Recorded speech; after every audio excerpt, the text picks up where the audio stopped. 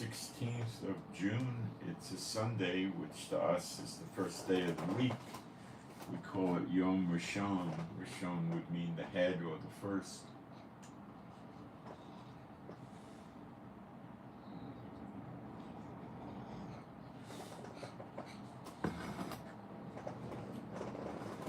That word Rosh appears with a made-up holiday called Rosh Hashanah that the rabbis created. It's not a biblical holiday.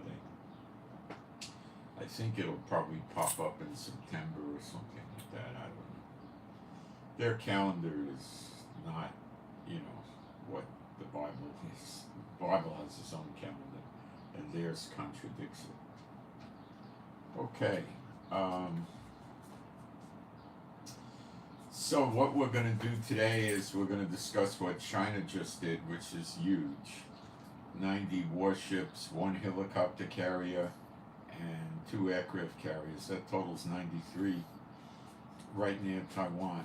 Now, is this the real thing, or is this a practice drill? In addition, they put 5 ferry boats on standby. China uses these ferry boats to transport troops. It's only 110 miles from China to Taiwan, which is 4, 5, 6 hours for a ferry boat. So they don't need to have bunks. They don't need to give them food. All they need is, water and bathrooms, and the guys just sit down on the decks with their gear and nothing to it. Okay, some of these ferry boats go on overnight runs. I don't know if these Chinese boats do, but in many places in the world, they have ferry boats that go overnight, or in rare cases, it's 2 or 3 nights, but usually it's, 1 night, or not even a night. And they have staterooms. They're sparse compared to cruise ships. They're not luxurious, although they have a few staterooms somebody can rent that are rather luxurious. And they usually disperse the food through a main dining room, which is usually like a buffet, and you pay by the meal, or you can use machines that dispatch food, but not like candy bars, like warm food and cooked food. It's more elaborate than what you have in America. So anyway, we'll cover that. We'll cover what BRICS is up to, which is definitely going to provoke Biden, what Iran's up to, what the Taliban's up to. They're threatening Israel.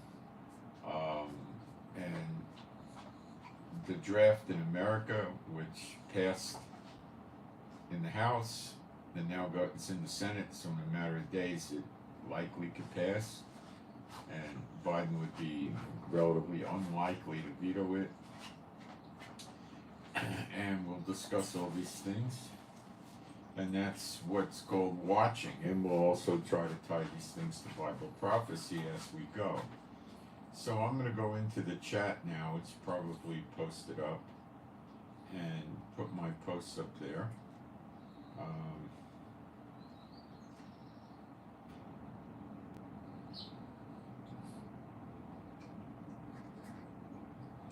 Oh, I made a typo. Can I edit this? Wow, I don't know. Hold on, let me try to edit it. I made a typo. I don't know if sometimes you have to wait a while to edit it. Let's see. Yeah, I can't get it edited right now. Don't like that. Alright. I have to wait a while to change it. I left the C off of China. I don't know how I did that, but I did.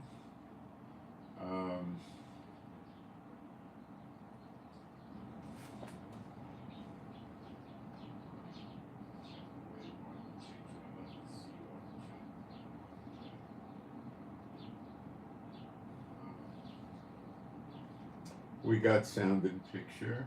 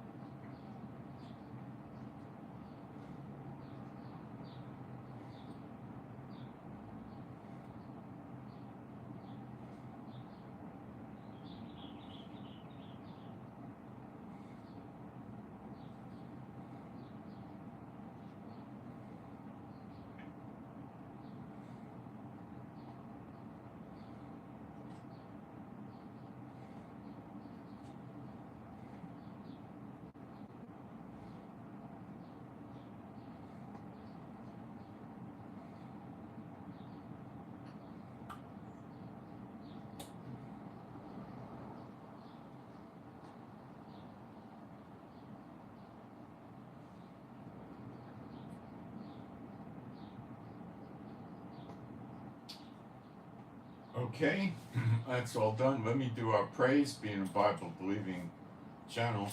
There is no God like Jehovah. There is no God like Jehovah. There is no God like Jehovah. There is no God like Jehovah. There is no God like Jehovah. There is no God like Jehovah. There is no God like Jehovah. There is no Messiah like Yeshua. There is no Messiah like Yeshua. There is no Messiah like Yeshua. There is no Messiah like Yeshua. There is no Messiah like Yeshua. There is no Messiah like Yeshua. There is no Messiah like Yeshua. Okay, let's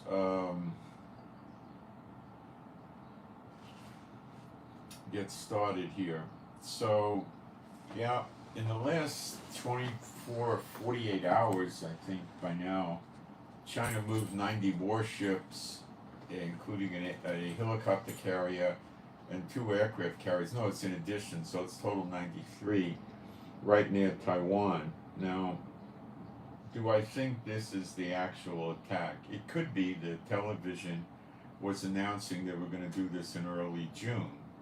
It's middle June, but they probably had delays. What gets me to think that is China is trying to come to the aid of Russia, who's really getting their head handed to them by NATO. All right, Russia pulled a move in the last 2 days where they hit the air bases in Ukraine that are destined to be housing the F-16s.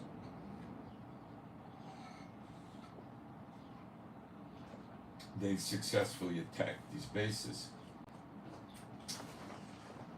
What that does is it sends a very strong signal to NATO that if they're going to pull the F-16s into Ukraine and put them there, that Russia will destroy them. The counter move would be to build underground bunkers.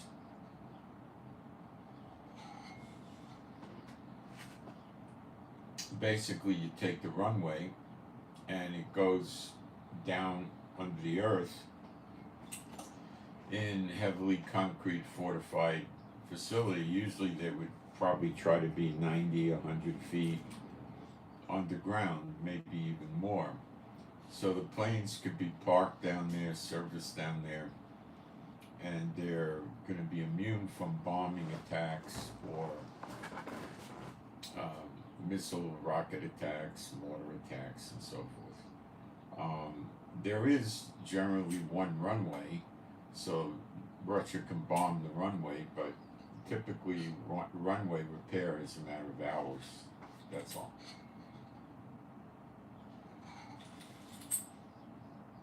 Still could interfere.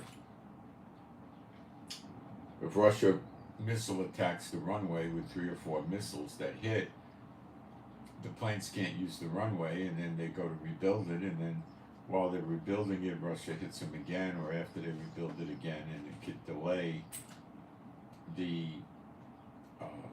deployment of the F-16s, and that could be critical.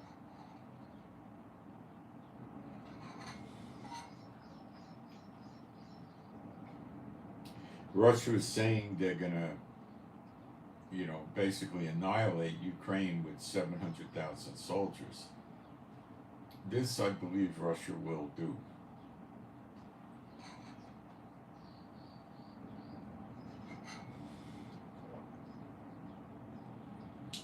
Norway is right next to Russia, and they have 52 F-35s, which I believe are not all theirs. I think they belong to NATO to some extent. That would be a very high amount of F-35s for Norway, and they run $100 million a throw. But I haven't gotten to the bottom of that. Maybe they do have 52.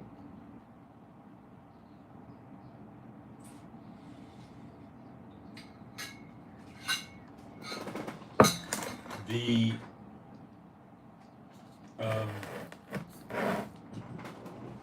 the F-35s are stealth jets and a big threat to Russia.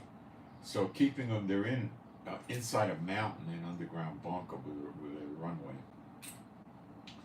So it's very doubtful that Russia could do much to get to these planes. That's a real problem for Russia.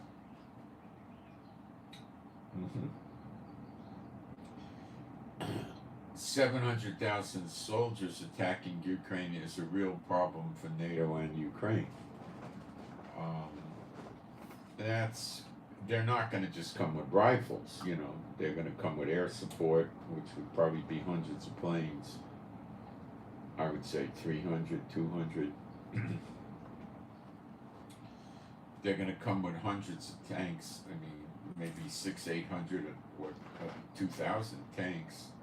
Armored personnel carriers, mobile artillery, towed artillery, rocket launchers, helicopters, trucks, fuel, supplies. It's a massive undertaking. Ukraine by itself, I don't think could hold up.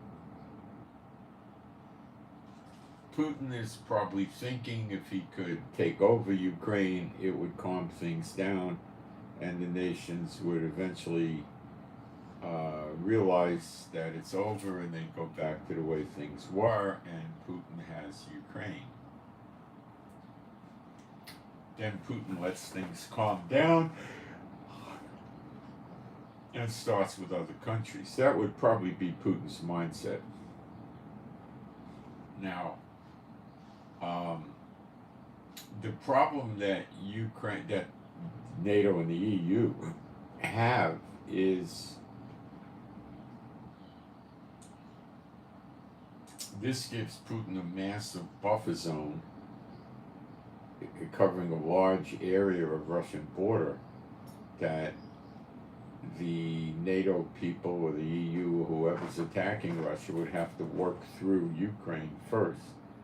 Also, the flight times for the planes and the missiles would be much longer, and many of the missiles would not be able to make it through Ukraine. Most all of them wouldn't. The jets could, so Putin can set up much better defenses for a large portion of the Russian border. They still have problems, but that eliminates one problem. So I do believe wholeheartedly Putin will go through with this. He's really painted into a corner. Attacking the other NATO countries is always a possibility, but that's like him, you know, declaring war on NATO, and I don't know if he sees that as his best option. I wouldn't. His best option would be to take out Ukraine, occupy it, and hope everything calms down. Which you could, but it's the latter days. I don't think so. The world's not likely to just adjust to it and go about their merry way.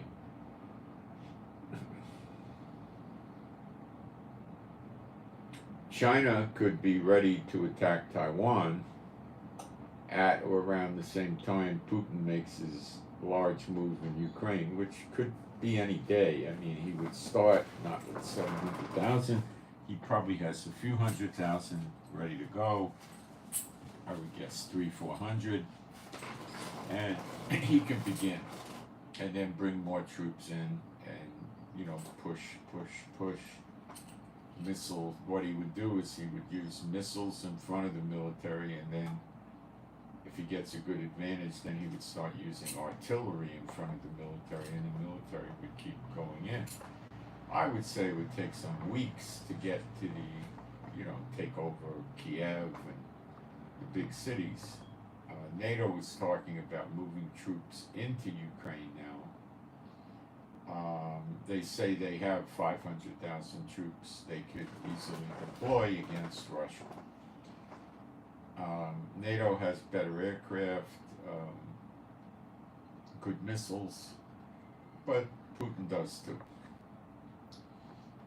On the technology, NATO is more advanced than Putin.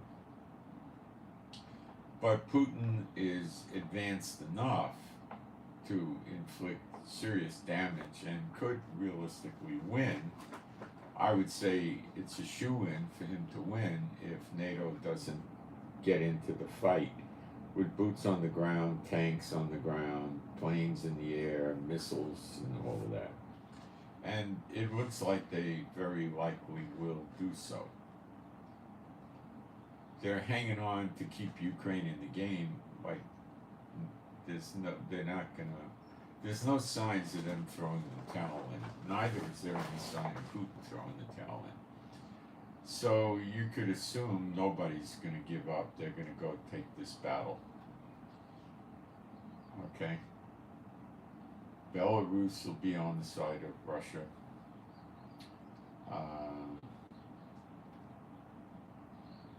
I don't know what else. And, you know, Ukraine's prepping for an invasion of Russia, basically. Knocking out I would say an air invasion, really, missiles and planes. By knocking out their radar by the Ukraine border, taking out their early warning capability, knocking out their S-400 anti-missile systems, removing the threat to the planes, and now he's bringing S-500s in, but I do not think he has very many of them. And while it's a more advanced, later version of the S-400, we do not know if it's any good. The S-300 was basically a failure. The S-400 is basically a failure, as evidenced by Ukraine taking them out. And it, from what the experts say, it's likely the S-500 isn't going to do much. And Putin's well aware of this. He knows his weaknesses and his strong points. I think what he's doing is he's hoping NATO doesn't come into Ukraine. But he really doesn't have any options that he sees as viable. NATO doesn't see any other options that they think is viable if Putin does this, which I'm sure he will. I can't think of any reasons why Putin would not do this. He's invaded Ukraine several times with large numbers. It's nothing. It's just maybe another 200,000-300,000 soldiers at one time. It's not revolutionary. Attacking, Sweden or Norway, that would be revolutionary,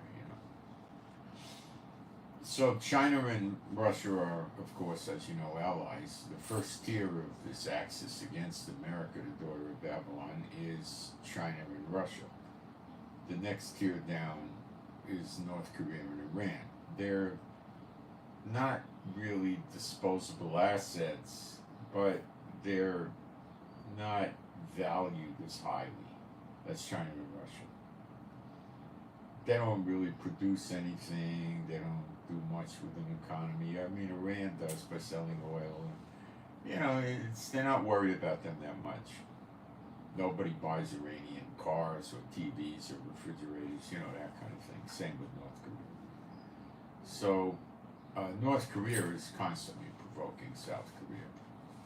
They had troop incursions a few days ago. It was just 2 troops. They were probing. They weren't trying to invade with 2 troops. They were just probing to see what the response would be. China with 90 warships could annihilate Taiwan. Many of these ships would have capability of artillery and missile launch, so they could create a massive amount of attacks on several areas of Taiwan to establish beachheads and then land troops. The troops would possibly, like frontline, expeditionary force Marines equivalent in China, that they could use to set up beachheads, multiple beachheads in Taiwan, where they would probably put 1,000 or 2,000 soldiers that are highly trained with various pieces of equipment, mobile rocket launchers, towed artillery, mobile artillery, tanks, and they would try to establish forward operating, well, rear operating bases, or the only operating bases on Taiwan. And that will require a lot of air cover to stop Taiwan from bombing them. And they would have to protect them against missile launches, which could be done by taking out radar and the missile launches that they could see. And there might be underground facilities in Taiwan, I understand there are. So they wouldn't be able to readily get those.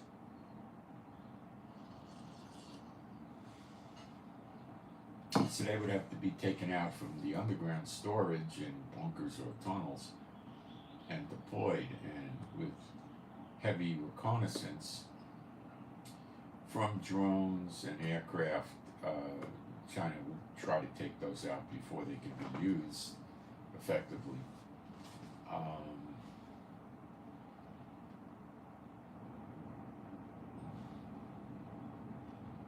So the general idea would be to establish beachheads, not one. They would try to have multiple, and protect it from artillery, mortars, and missiles and airplanes as best as they could. Then they start landing troops and equipment on these beachheads, and they start pushing in with lots of air attacks, artillery attacks, portable missile launches, which are really rockets, and tanks, and they start trying to take cities over in Taiwan. Taiwan will fight for their lives. And what will America do? We don't know. As soon as America sends one plane to attack the Chinese forces, it's war. As soon as America sends anything to attack their Navy ships, it's war. As soon as America attacks any of their aircraft or helicopters, it's war. So will Biden have his submarines in the area, which I'm sure they are, start sinking Chinese ships and mess up their invasion? Well, that would be telling China, I invite you to go to a big war with me. And if China accepts the invitation, which it likely will, because this war right at that time is not on mainland China, it's in the seas by Taiwan and in Taiwan and over Taiwan. So they don't have a lot to lose in that regard. Their homeland's not being hit. China would also beef up their homeland security extensively at this time, and I'm sure American reconnaissance knows if they've done this or not. Now, it's likely that China beefed up their homeland defenses 6 months ago or longer. So that might not be indicative of anything.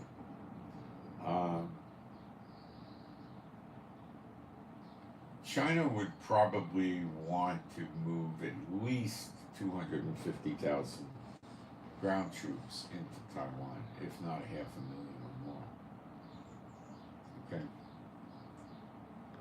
And these ground troops would, concentrate, be made of regular artillery, infantry, missile brigades, tanks, armored personnel carriers,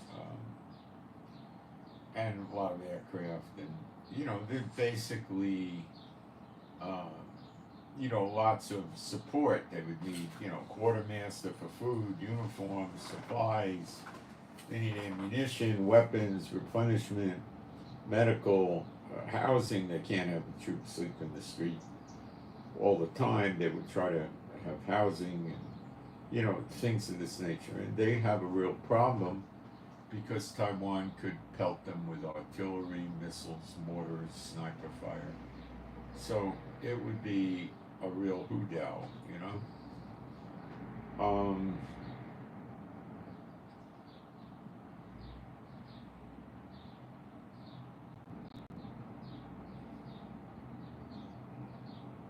Without America, Taiwan, best case, would suffer severe damages and maybe survive, but probably they would put a lot of damage on the Chinese forces, and they would probably succumb to China, but China would pay a big price. Now, China has probably come to the conclusion that America's not going to deploy 250,000 troops and 300 planes and 60 warships to protect Taiwan. If they believe that, I'm not so sure they would attack. But you see, what you got to understand here is China and Russia have deep ties. And Russia goes to China and says, listen, guys, I know we're all waiting for the perfect time, but I can't wait anymore. China and Russia know that for them, either one of them, to take on America by themselves is stupid. They want to take on America on multiple fronts at the same time, which makes it extremely hard for America to defend itself, and add into that at least 7 million sleeper agents that will undoubtedly rise up to hit the American bases. Remember, China has someplace between 350,000 acres to as much as 800,000 acres that they own land in America. This is done through corporations and shell corporations and trusts and whatever. So they're not sure as to who owns what land, but a lot of this land is located adjacent or very close to American military bases. And a lot of these sleeper agents go directly to these pieces of land where that's where they stay. They don't go into the cities. And to assume that nations like Russia, China, Iran, North Korea, with their money and their resources, are not able to manufacture weapons inside the United States is sheer stupidity, because they do it in Gaza tunnels and Hezbollah and the Houthis, and so yeah, they just put buildings up on their land, which is supposedly agriculture, so they probably grow a bunch of stuff and sell it to make it look good. And they got a couple of mysterious buildings there that they're building missiles, rockets, shoulder-fired anti-tank rockets, all kinds of things. Okay? They're the type of people that would likely use chemical weapons. Biological weapons they're in existence, like anthrax, but they're very not reliable. They're hard to make work, and they're sensitive to the elements. So the idea is you take anthrax powder and you burst it in the atmosphere, and it falls down on the populace below. It gets in their eyes, their nose, their mouth, on their skin. And then they come down with anthrax, which is treatable by antibiotics. So it's not, and it takes days, They probably don't get sick for 2 days, and then they get sicker and sicker, and So it's not that reliable. They prefer to use chlorine gas, which is very toxic, not as hard at all to keep stable. Gotta understand, they gotta put the stuff in a missile or a bomb with an altimeter that causes it to explode at, let's say, 2,000, 3,000 feet or 10,000 feet, someplace wherever they want to do it. And then it comes down and lands on the people. So if the people are not outside, they're in bomb shelters, the anthrax won't do a lot of good. If they're wearing winter clothing, it's going to land on their clothing, not them.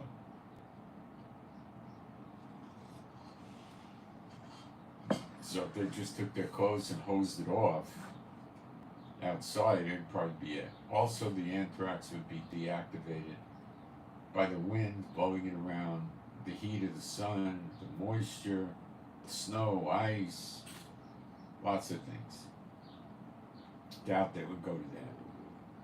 They would go to mustard gas is the World War I gas, and that's pretty dangerous. Not 100% going to kill you, but it can blind you and cause skin burns and stuff like that. Okay. Now I don't know if they're going to use chemical weapons. The lifespan of these chemical weapons is rather abbreviated. It's not going to, 12 hours later or 36 hours later, you're safe. You don't have a problem anymore. It disperses. It's not all that stable. It's going to get destabilized by cold, heat, wind, water. So if it's raining, it's not effective. If it's very hot and it lands on the ground, the sun will make the chemical weapon, ineffective.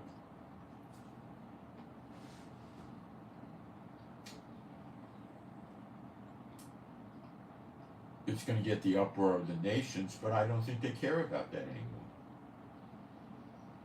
It's a possibility. Russia with Syria used that many times inside Syria.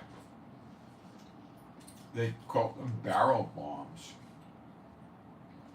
They were small barrels, like a keg of beer size.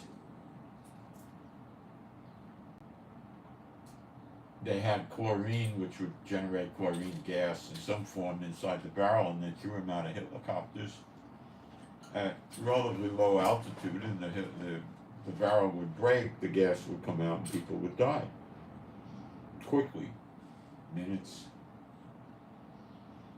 So it's way more effective than anthrax or some other biological weapon.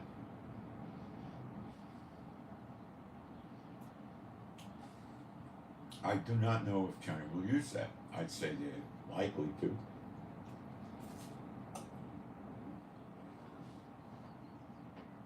Why? Because it only destroys personnel. It'll kill animals too.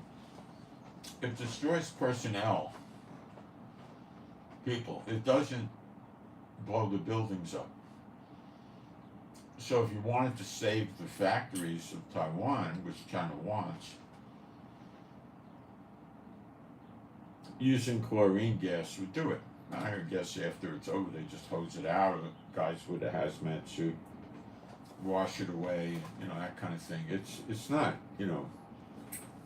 like radioactive stuff where it's going to be around for years. It's not going to be that way at all.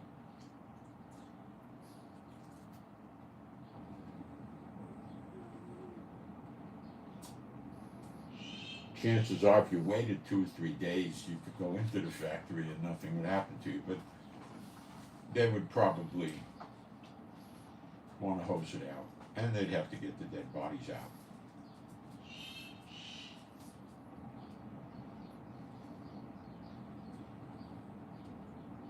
It could play havoc with agricultural land, I'm not sure.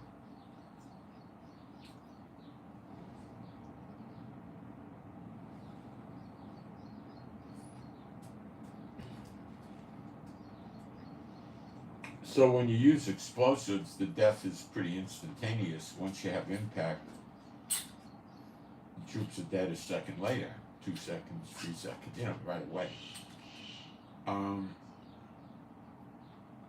With biological weapons, it would take days, and there are remedies, antibiotics and stuff.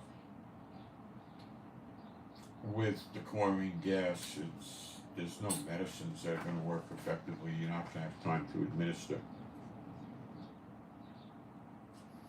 The people would need to have their clothes covering their whole body, and gas mask and eye protection, ear protection. They don't have that.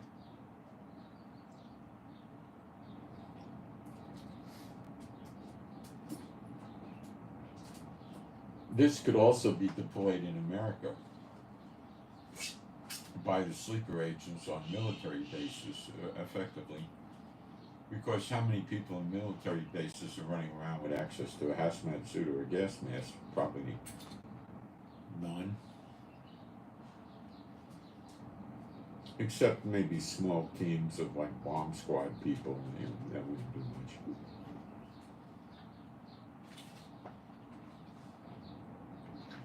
So they could kill the soldiers on the base effectively from the land next door, wait a while and come in. Or come in with gas masks, or if you just wait a while, it's going to blow over. The areas hit by the chlorine gas are habitable,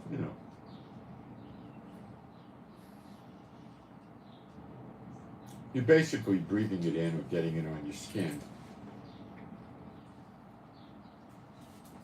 So if you're not there, you're not going to get it on your skin, you're not going to breathe it in, and then you have to take, I guess, some precautions, because some of it may be collecting on the concrete, and on the roofs and stuff like that. I think the risk is rather low, very low. So that's a possibility that they could do to the American troops, and what that would enable them to do is kill the troops, or get many of them very sick where they can't fight, in which case they would assassinate them, and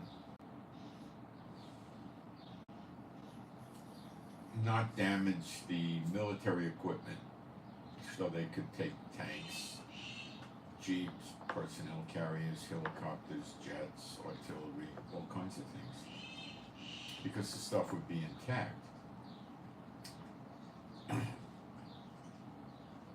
So it lends itself to the crazy people that like to do these things. Remember, Russia and Syria were using this a lot a few years ago. They got caught,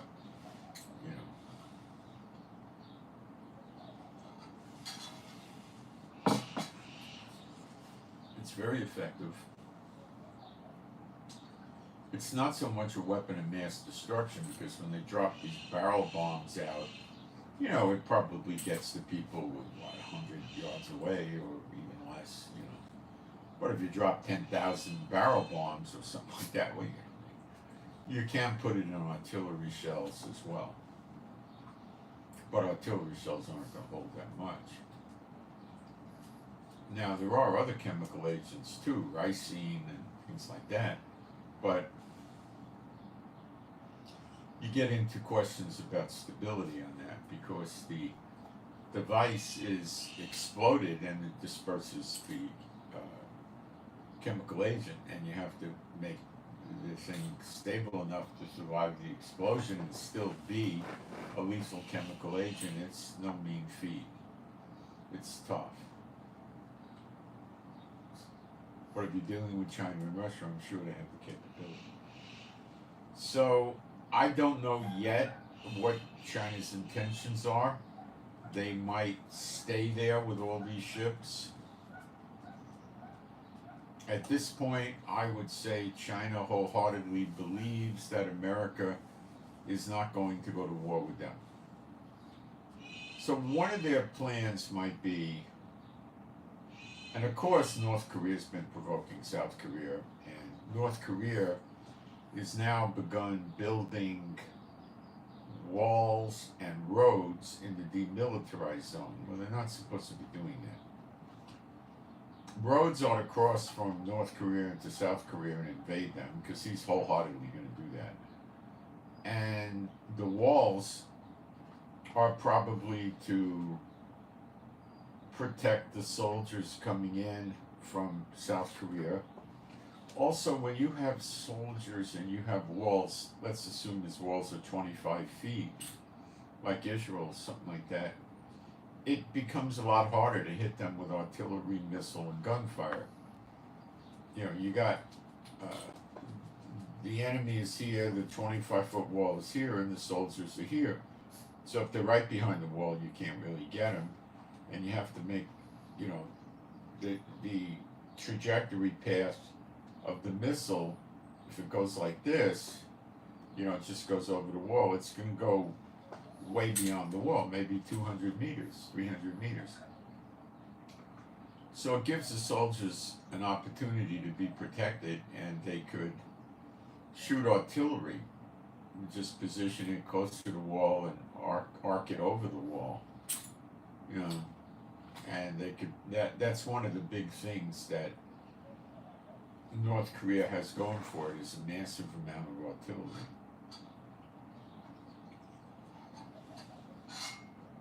And I mean massive. And they also have a lot of rocket launchers, which again can be deployed over the wall.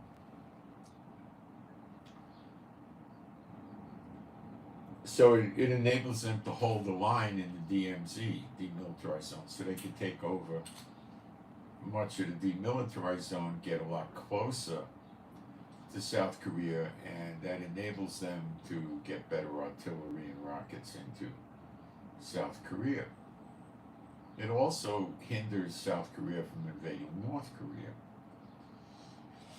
So we need to see more about what these walls are about. It would probably stop tanks.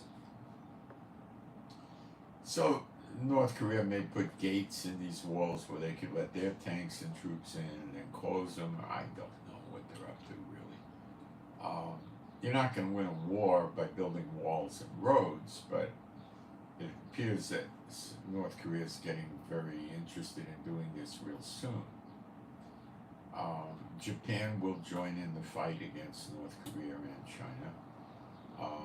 China is provoking the Philistines with fishing zones and stuff like that, asserting their unilateral laws on the Philistines, on the Palestine, the Philippines, not the Philistines. Guam would get hit, which is a big military base, and of course Taiwan. Australia, what are they going to do? Send 2 warships and 5 or 10,000 soldiers? That's about all they're going to muster up. 3 warships, nothing really. 4 warships, 20 planes. They don't have anything. They're basically just going to go in with America. Now, America has a lot of troops in the region spread out. They have a reasonable amount of warships, not a large amount. Maybe, I'm just going to guess they got 25 warships or 20 right now. They have, stealth planes and good fighters on these aircraft carriers, but I would heavily assume that China has the ability to take out aircraft carriers, like the Houthis did in Yemen, hitting the Dwight D. Eisenhower. I covered that several times.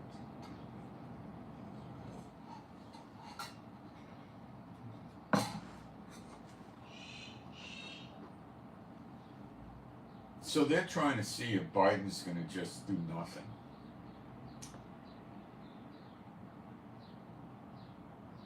If Biden does nothing, this is the result.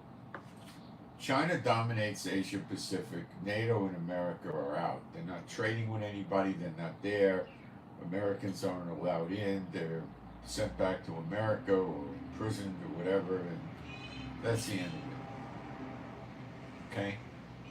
And then if they ignore Russia, Russia starts picking off, Ukraine plus probably 4 or 5, 6 NATO countries, and Russia's expanded its borders, buffer zones to a great extent, and makes themselves less vulnerable by far than they are now from attack from NATO.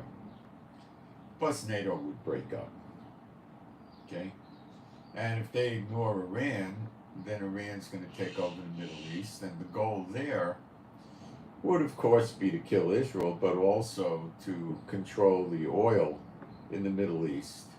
So Iran would see itself controlling Kuwait, Bahrain, Qatar, UAE, Oman, Saudi Arabia, Jordan.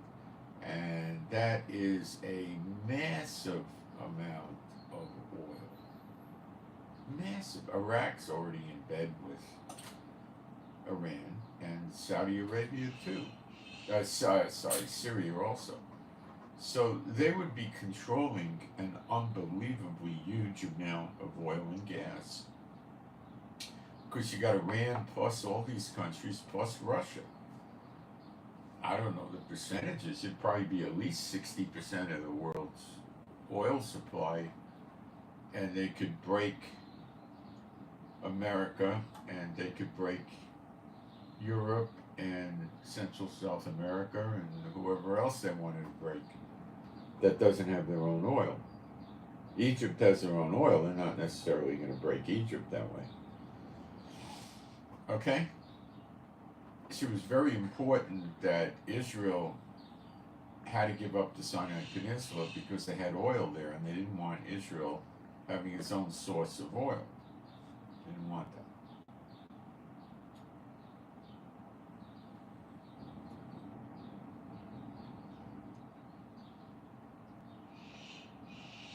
So if America does nothing, they're going to be isolated just in America. Oh, they'll probably hang on to Alaska and Hawaii and U.S. Virgin Islands, Puerto Rico.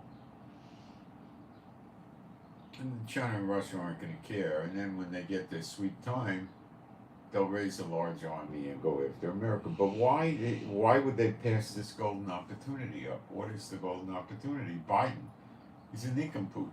And believe me, his key people, Blinken, Sullivan, and Austin, are also nincompoops. They're Satan bots that are placed into these positions based on their status with the unclean spirits and their witchcraft capabilities and stuff like that. They're not geniuses, okay? And their assessments are wrong, and the demons may give them assessments, but this is Jehovah's snare on America. Jeremiah 50:24, he put America in a snare and she's not aware. Isaiah 47, all these bad things keep happening to America and America doesn't know where it's coming from. Okay? Russia is desperate now. They told China, we got to go together. If you're not going to go, I'm going to have to negotiate my way out of this. I cannot handle NATO by myself. And if you don't help me and they come after you over Taiwan and South Korea, I'm not going to help you. So you will lose and I will lose. The only way we're going to make this is to act united, the both of us at the same time. And they know this.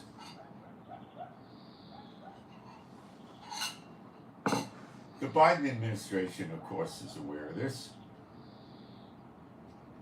And they're trying to put so much pressure on Russia right now that they just want Russia to cave in. If it needs to be that Russia keeps a piece of East Ukraine, so be it.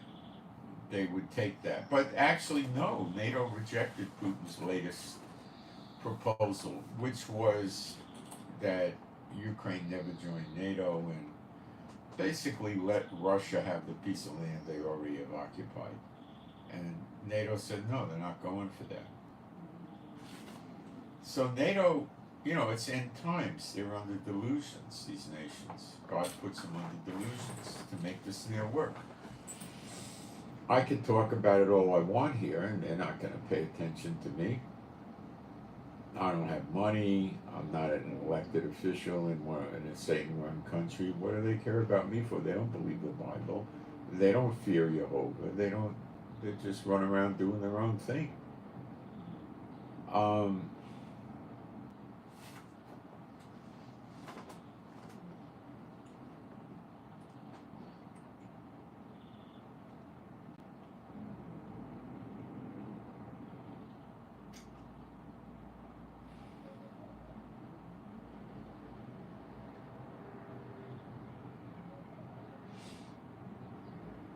I'm thinking here.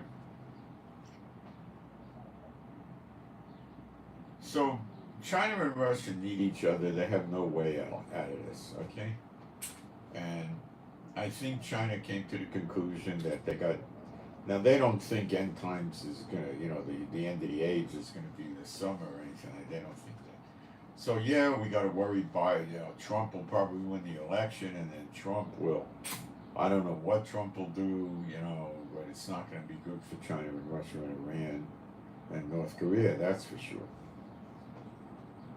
Trump would probably ultimatum them, and Trump and his advisors would be very cognizant of the fact that they can't fight Iran, North Korea, China, and Russia at the same time.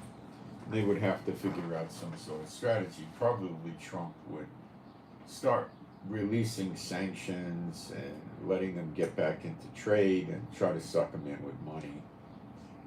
And it wouldn't work, but we're not going to see those days. It's not going to get that long. But China, Russia, Iran, North Korea, no, they got to make their move before the election, before January 20th. They have to. It has to all be over. Trump getting elected November 4th doesn't mean they can't keep continuing. But they don't know, because Biden, the Democrats may say to Trump, well, we lost, so come to our meetings and tell us how you want us to play the game for these next 2 months or so, and you know, we'll work with you. You know, that's a highly probable outcome. So it's got to be before November, according to China and Russia. Now, we don't know what Russia's going to do, except I think we could take it to the bank that he's going to do a large invasion into Ukraine and hope that NATO doesn't come in there and fight him on the ground, which he could still, if that happens, he could still not attack the NATO countries. And he knows that. And he knows that if he doesn't attack the NATO countries, the NATO people are probably not going to attack Mother Russia in any substantial way. So he could use that. Okay? So I think he's going to do that.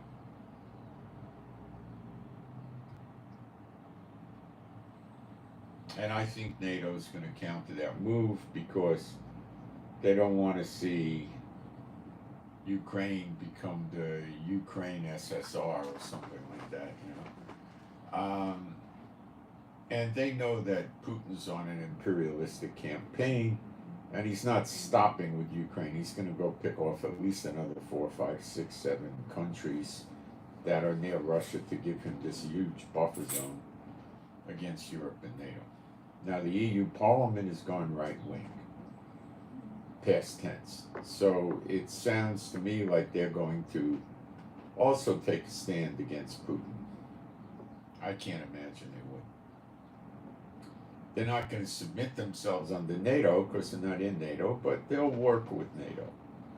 They'll be buddies. They're not going to say, okay, you're over us, we'll put our armies under NATO.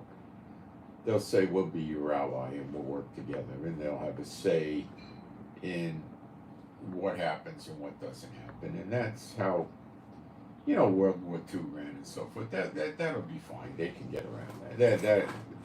The EU and NATO can live with that easily. They're a common culture, and you know, no problem. They can do that.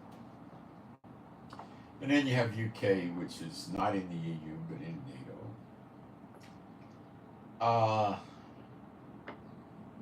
The Houthis took down another ship that was burning and sinking, and there was a Russian frigate 8 miles or 8 kilometers, I think it was 8 nautical miles away from the ship, and they refused to give aid. Now, what happened here is, let's not be stupid. A frigate is a warship. This is probably the same ship that Iran is putting in the Red Sea to direct drones into ships and guide missiles into ships. Let's not be stupid. The Houthis launch them. These warships with their sophisticated radar and intelligence gathering equipment take over after the launch comes out of Yemen, so everybody sees the Houthis in Yemen did it, and they guide the ships into target. And America has to know this. Yet they have not taken down the Iranian ship. So as we covered yesterday, prophecy shows us that Elam in Jeremiah 49, the last 2 verses, is Iran parts of Syria and Iraq. And Iraq is an ally of Iran, and they're going to get attacked by their enemies, which will be America and NATO, I'm sure. And I'll be right back in a minute.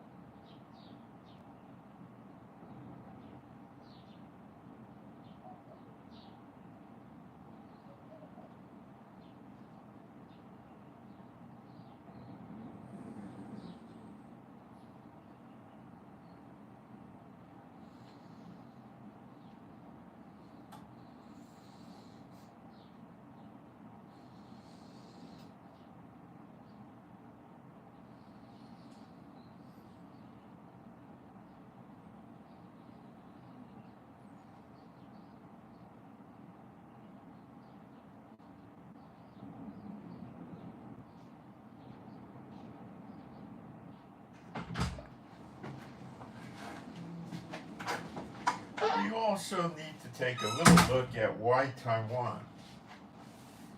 Yeah, I mean, they got the best computer chip factory over there. They make other things, LEDs and many things.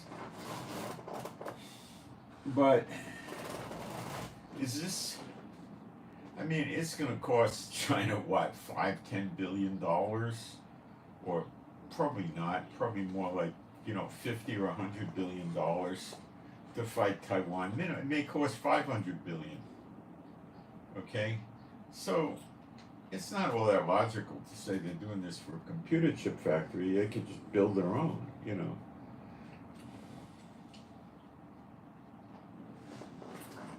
The Taiwanese people that are believers believe they're lost tribes. There's a scripture regarding the next great exodus that says they'll come out of Shinar, which is Asia.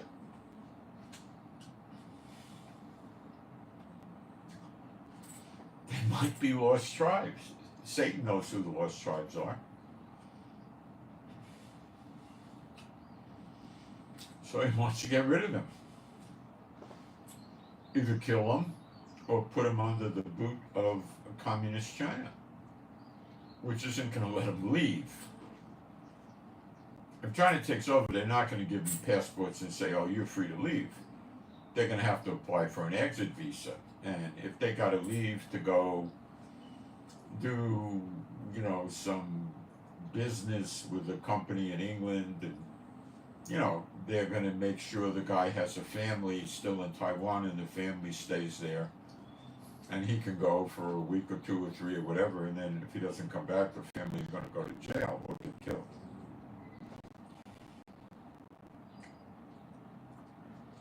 So that could be why there's so big stink over that. Now, it's also thought by many, and the reasons for thinking it are not bad at all, they're pretty good, that Japan could also be, and the Korea, both Koreas.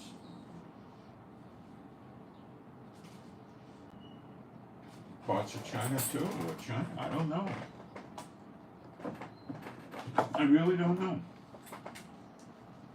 You mess with my air conditioning here.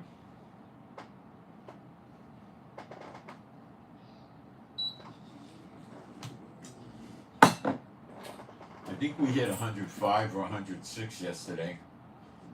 105, I think. And today we're supposed to not go over 98. So that's a big change for us. It's a good change. And then we go down a little bit tomorrow, I think 96 or something. So once we start getting to the 90s, it gets a little bit more normal for us. We take the heat here. But once it hits 100, 101, people are off the streets. But if it's in the 90s, 93, 94, people will be out.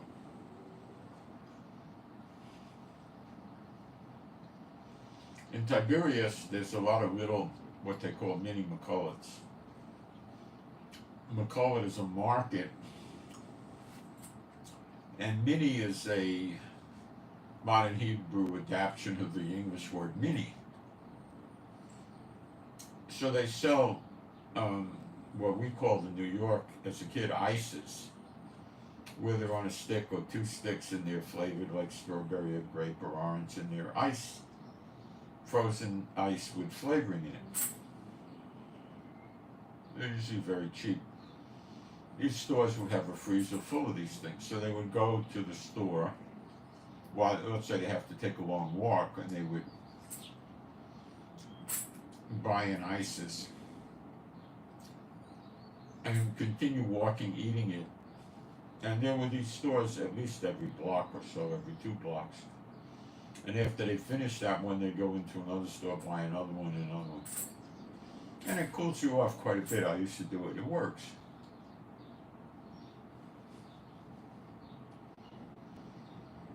And you don't have to drink that much water when you're eating the ices, because you're getting some water. If you keep doing it every 10, 15 minutes, you're eating another one, you're taking in water.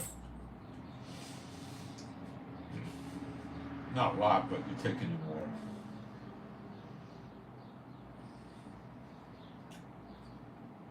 I think it tends to cool your core temperature down more seriously than just drinking a cold bottle of water. But moving along.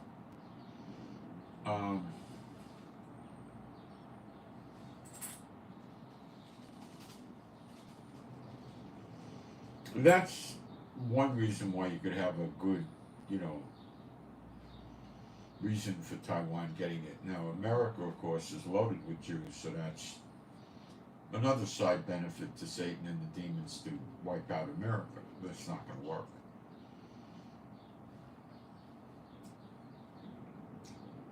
When you understand the daughter of Babylon and you understand Israel, the vast majority of the known Israelites are in these 2 countries.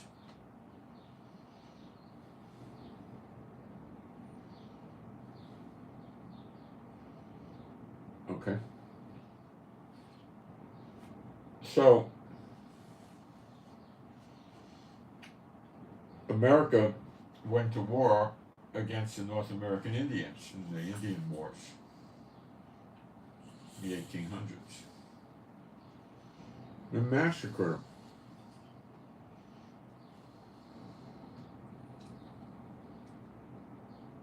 okay, well, the Indians rose up and, were doing atrocities to them, but they were doing it to the Indians too, don't kid yourself. They were taking scalps and every other thing. Going back as far as the 1600s, there's books written by people that were churchianity missionaries who went to visit the North American Indians in America and also up in Canada.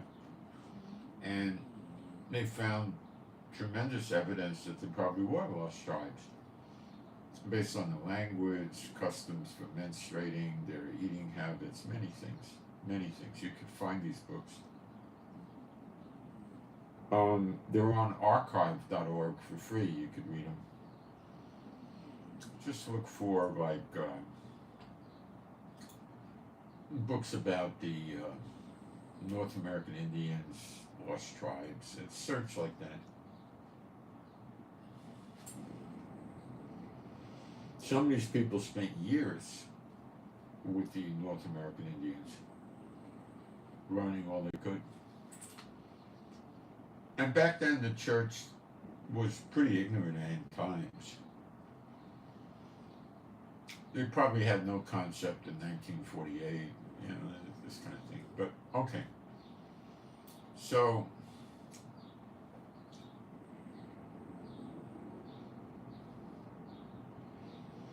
now we come to BRICS. Oh, before we do BRICS, Saudi Arabia didn't renew the defense agreement with America, which expired June 9th, so they're going over to Russia and Iran and China. And they suspended people purchasing oil in US dollars. Now, they probably know that America is going to get destroyed. Russia stopped all trading on the Moscow Stock Exchange in dollars and euros a handful of days ago. China sold $53 billion of US treasuries. Now, the reason they sold them was complicated. One reason is they were holding these U.S. treasuries in stock brokerage accounts, investment bankers, banks in America and Europe. And they felt once the war started, they would have these things confiscated, so they sold them.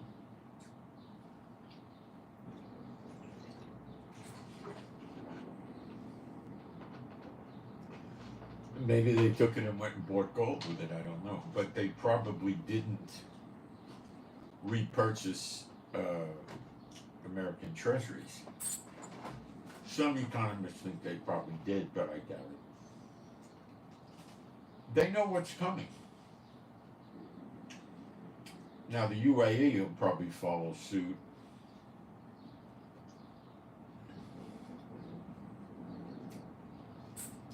Kuwait's a reasonably large oil producer, and they're just scared. They're hanging on with Biden.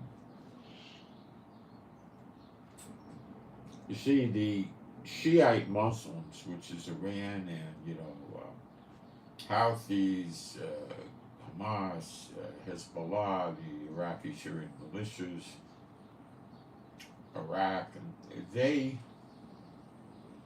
are not like the Sunni, and they don't believe that kings and dictators and emirs, or whatever they call themselves, should run the country and take the wealth for themselves.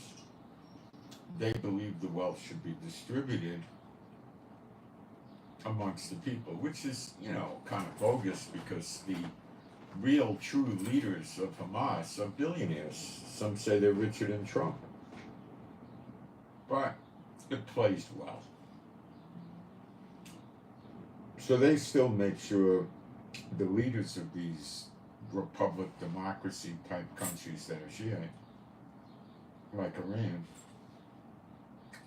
make sure that they have billions of dollars, the leaders, but they spend a lot of the money on the war effort, so they don't really do much for the people. They never will. Satan bots. So that's a problem.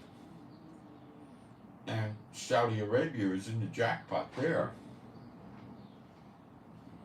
because they're kings.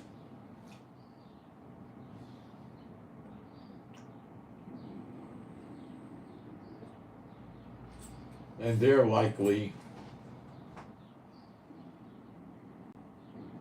to have to give this up someday if this, but prophetically it's not going to happen. So Saudi pulled away. Okay? Saudi, I believe, is in BRICS, or will soon be in BRICS. And Putin announced what I told you many months ago they're going to do. There's some sort of a defense coalition they're creating with BRICS. Which basically means if you're a member of BRICS, you're going to have to be in what you could think of as a BRICS NATO alliance. You're going to have to be prepared to dedicate a certain amount of troops and military resources to the BRICS army, which will be run by Iran, well, by China and Russia, really.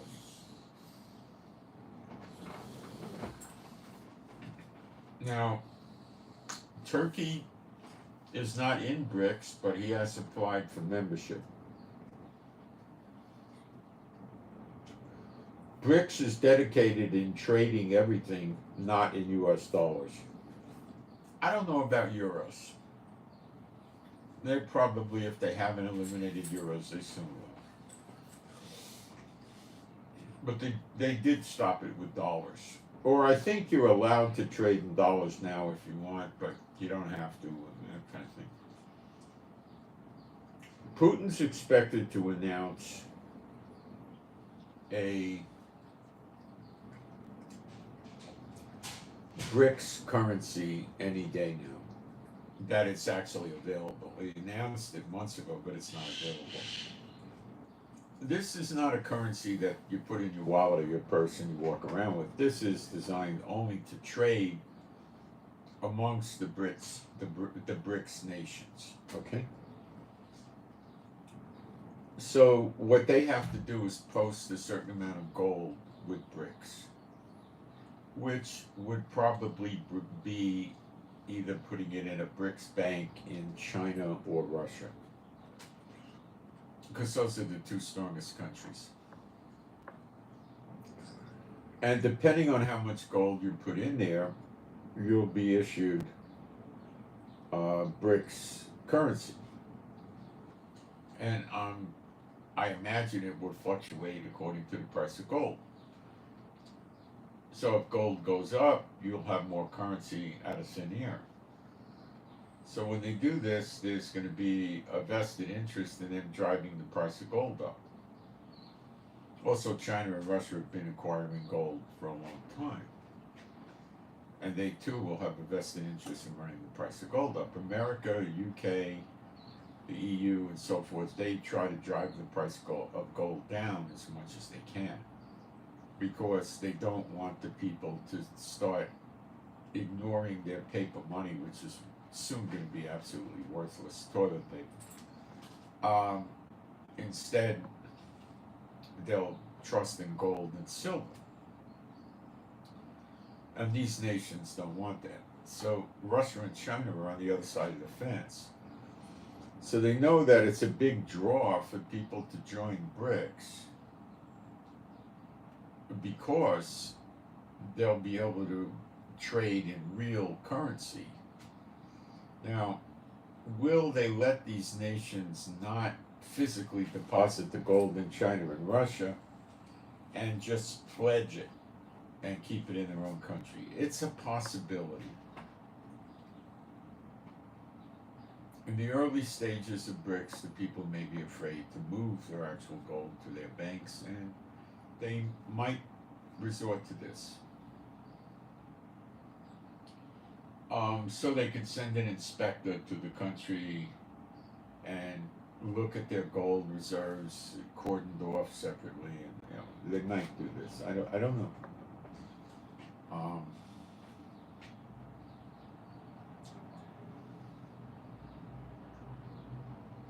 We'll have to see how it develops. I don't know. A real hard money economy is gold coins and silver coins. That's it. This is something else, the value of the currency is going to value with the price of gold. So if gold drops, let's say it goes from, I don't know, 1900 to 1200, the currency reserves that these countries have to do trading in BRICS is going to go down like by a third. And, so rest assured, China and Russia are going to do everything they can to keep the price of gold up high. They're not going to pay a lot of attention to silver, but they are going to pay a lot of attention to gold. And so you could see advantages of being in BRICS. And because if you're not a BRICS member, they can't buy things from your country using the BRICS so-called gold-backed currency. They can't do that because you're not eligible to receive it, so they can't. So it has advantages that are big, especially because you're going to see economies collapsing like crazy. And Putin's going to impose, you've got to be in our military if you want to be in BRICS.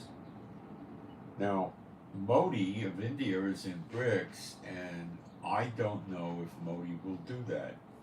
It is end times, and things are different, and we don't know what's going to happen. But historically, Modi does what's good for India. He doesn't like taking sides. He just wants money for India, fuel, food for India. He wants stuff for India. He doesn't have a particular interest to going around and waging war on major entities, major countries, because BRICS wants to do so. So he might disagree with this. With the gold and stuff, Modi will go for that, but he's not going to put the gold in China or Russia. You'll never see him do that. That he'll never do.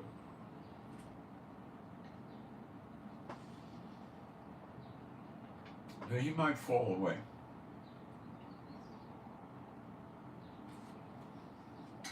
Then on the other hand, he's going to be thinking, if I fall away, where am I going to go?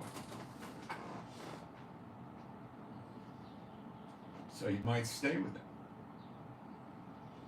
And he might figure, okay, so we got to attack America. So there's 15 of us.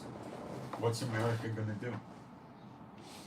So he could, I would say 50-50. He could definitely go whole hog with BRICS, and then he would have to dedicate a certain amount of troops that BRICS could draw on, and planes and tanks and ships and everything else. And he may do it because he might come to the conclusion that there is no more no man's land, there's no middle ground. He has to be with America and NATO or with their enemies, Iran, China, Russia, and so forth. And he needs fuel. And Saudi Arabia will be trading with the BRICS money, and Iran and Russia. And those are the players he's going to get oil from and gas, and he needs a lot of that. So I would say that there's a really strong chance that he goes over to BRICS. And he definitely is, India is definitely one of the countries where the Jews were exiled in. It's thought there's a massive amount of Israelites in India now. There was a rabbi years ago in the 90s or 80s did a lot of research on this, and he felt there was as much as 150 million Israelites in India. And he was thinking of bringing them to stadiums, like, that hold 100,000 people or 50,000 people, and doing mass conversions of them, and then making them eligible to move to Israel. So he was told that if he tried anything like that, they were going to strip him of his rabbi credentials.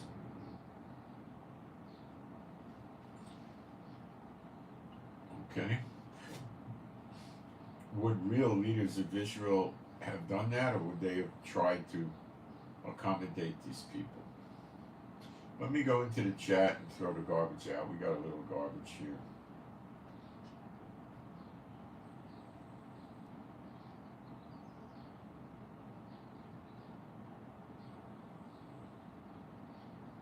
Never read about Father's Day in the Bible.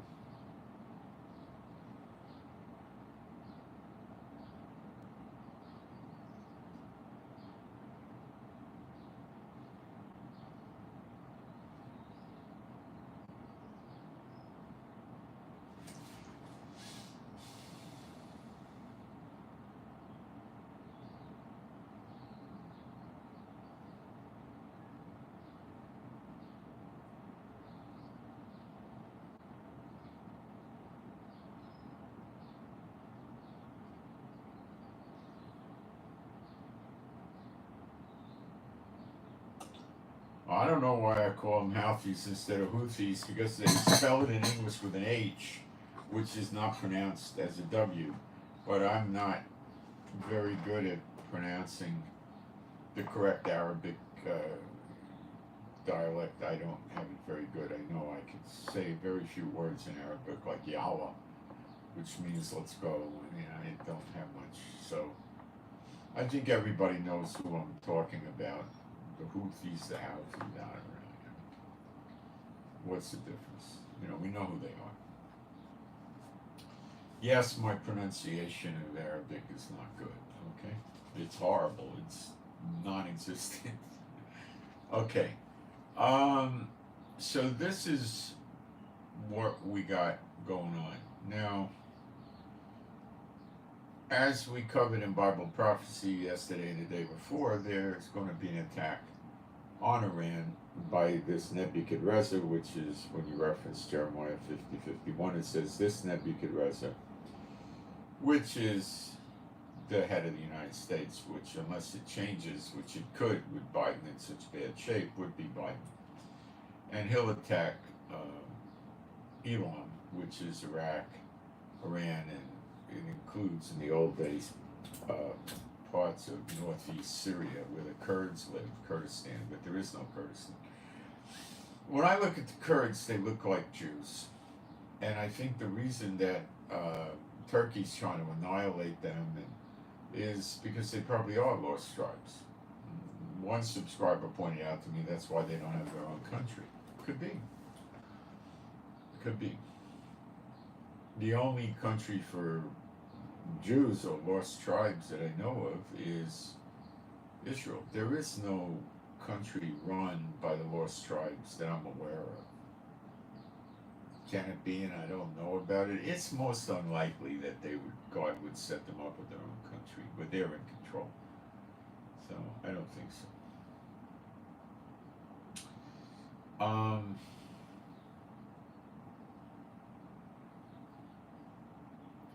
So the stage is being set. There, Germany, France, and several countries are saying they're very concerned about Iran increasing their nuclear capacity against all the treaties and the wishes of the foreign countries and all that. So, as I told you, this would be the alibi to attack Iran. They're not going to attack Iran based on what they're doing in Israel. It would be based on this, because their hope would be the Muslim world will not rise up against them if they blame it on the nuclear treaty. It's not going to work that well, but they could try it. So that would be their approach, and it looks like it's coming into place, okay? There'll be demands for Iran to back off. Iran will say, go fly a kite, I'm not letting you inspect, and this and that. They got to get rid of Iran. Okay, America got to get rid of Iran. It can't go on anymore. Biden doesn't like it, but Biden doesn't know what to do about it. Now, what is in it for Biden and his simpleton administration, Blinken, Sullivan, Austin, and a couple others? What is in it for them? Well, America fighting Iran, if we're going to put odds on it, like a Las Vegas betting casino, I would say the odds of American winning against Iran are about 98%, 99%, 99.8% even, okay? It's very unlikely for America to lose against Iran. Prophecy says that they're going to scatter into all the countries of the world. They're going to leave, massive exodus. This hasn't happened before. Babylon never attacked Elam before. They're going to leave. Now, if you had a ground invasion of Iran, that would be somewhat unlikely. What does a ground invasion look like? Like I was telling you with China and Taiwan. Beachheads or borders, and then you start coming in. You got to start somewhere. You don't start in the middle of the country where you're surrounded by enemy troops. That's called suicide. You start on the borders where you got strength and you push in. Where they are support artillery and you just keep advancing. You got battles for cities and areas and you get stuck for weeks at a time and this kind of thing, right? Okay. America's not going to do that because they would have to mobilize hundreds of thousands of soldiers. They used about 1 million soldiers to invade Iraq, and this Iran is maybe, 5 times, 10 times stronger than Iraq, probably 10 times. So they're not going to do anything like that. And they're going to lose troops. There'll be battles with tanks and artillery and chemical weapons. And why? Why do that? They got great aircraft. They got stealth, they got F-22, B-1 bomber stealth, B-2 bomber stealth, stealth F-35s, and they have stealth F-16s that have the fuselage coating of the F-35. They might not be as fully stealth as an F-35, but they're pretty darn good. And Israel just took out lots of Iranian radar. 5 nuclear facilities radar is taken out, the big ground radar. That takes a long time to rebuild. Okay, so America can go in there America won't go herself. And it says in the prophecies in Jeremiah 49, the last 5 or 6 verses, that Elam will be destroyed by her enemies, plural. So, we know the UK will go with America, Germany, France, probably, maybe Italy, maybe Canada, and other NATO countries possibly. That makes America look clean. They say, well, we don't want to risk these crazy countries building nuclear bombs and destroying the whole world, and we'll all glow in the dark for 20 years, That'll be the party line, right? And they're not going to be able to do it through the UN Security Council.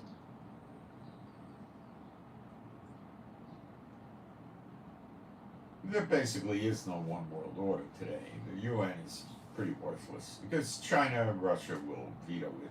It's a waste. They got to do it unilaterally. So it'll be air attacks. How punishing they are, I don't know.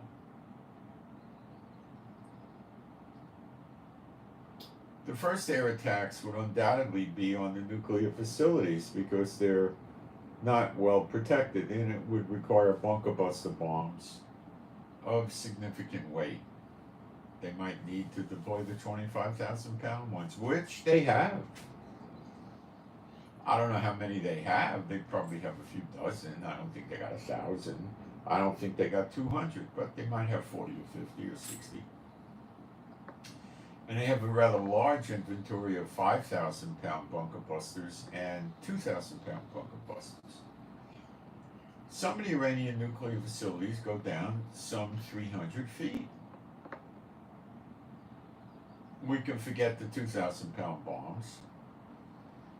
But the 5,000-pound bombs burrow down into the earth and to as far deep as they could get them, and then they detonate. So if you drop enough of them, you're going to weaken the structural integrity of the underground bunker and cause it to collapse or partially collapse. It's just a question of repetitive bombing, and they have no radar, so they're not going to be shooting any missiles up at the jets. Now, this might have been planned with Biden, and I'll tell you why. And he had Netanyahu go over there. As a counterattack, we hit 2 Iranian bases, and what the media didn't tell you was we hit 5 nuclear facilities, not the facility, the radar. And that's 6 months a year to rebuild. So Biden and Netanyahu might have worked that out. So Netanyahu paved the way for Biden. So now Biden's jets just go in. They have an easy access without having to worry too much about missiles. And they start dropping all kinds of ordnance on the nuclear facilities. And will they collapse it? I'm sure they would. I would give it a 95% chance, 98% chance. Look, even if you were using the 2,000-pound bombs that burrowed down, but I don't think they'll bother with that. They'll use the 5,000. And it's just maybe you need 10 or 12 of them or something like that. It's not going to be that hard. It'll cave in. You're supporting 300 feet of dirt and rock and concrete. They put concrete in there too. And that's a tremendous amount of pressure on the structure. And then when you compound it with the sudden, abrupt, percussive force of a 5,000-pound bomb exploding, it may tolerate 1 or 2, but it's not going to tolerate 5 or 6, I don't think. It'll cave in. It'll start breaking down in places. The ceilings will come in, and then they got to evacuate it because it's not going to get any better, okay? And that's that. Now, what will Iran do? Well, it's going to be publicized that America and her allies did this. Why? Biden needs to come out a winner to get reelected. Listen to me here hard. I believe the Lord showed me this, okay? He needs to show the American people he did something good that worked out, okay? Hamas in Gaza has been a mess. He's threatening Israel. He said, the other 2 days ago, I think he said, I told Israel what to do and they know what'll happen if they don't listen. No, Israel's not letting Biden run our lives completely, okay? Sadly, the leaders of Israel, Espots themselves, are responding to his requests.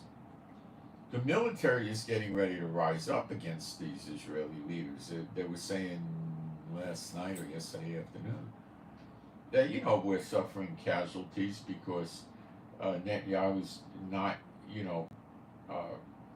prosecuting the war fully. He's not pushing forward full hard.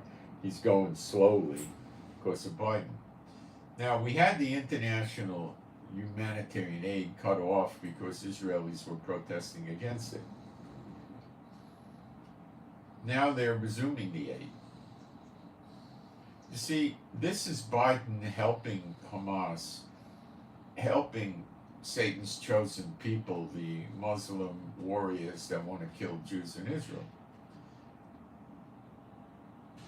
And Israelis know that if we cut them off October 7th or even November 7th or December 7th, you break them down.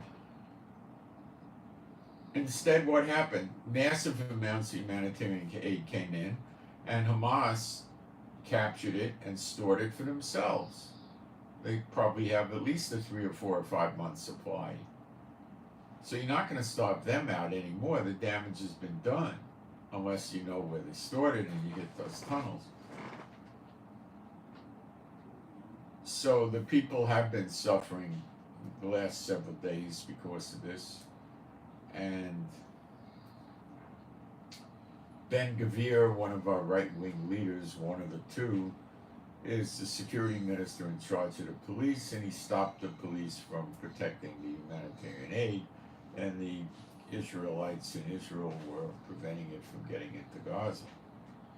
That's changed. That's how you break them down. And they don't want us to. They want us to lose.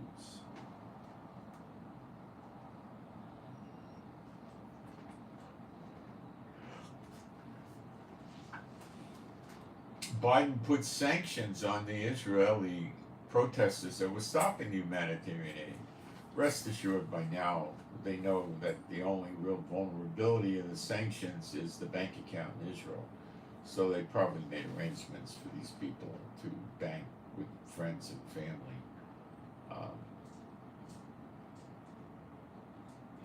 That's pathetic that Biden did that. But it shows you he's not our friend.